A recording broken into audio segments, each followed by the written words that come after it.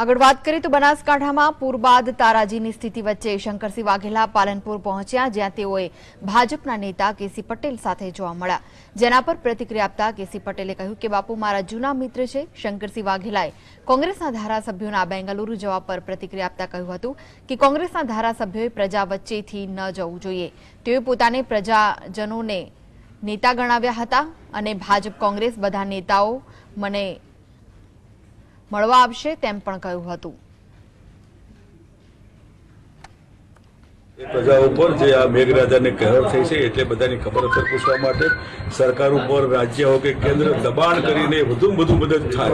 सविशेष खेतीवाड़ी खत्म थई गई छे, घर खत्म थई गया छे, 150-200 माणसो गुजरी गया छे, निराधार परिवार थई गया छे, કેટલાક તો પરિવાર આખા કાચા મકાનોના હિસાબે નથી બચી શક્યા કુદરતના કહેર સામે। એટલે પશુધન લગભગ હજારોની સંખ્યામાં ઢોર તણાઈ ગયા છે।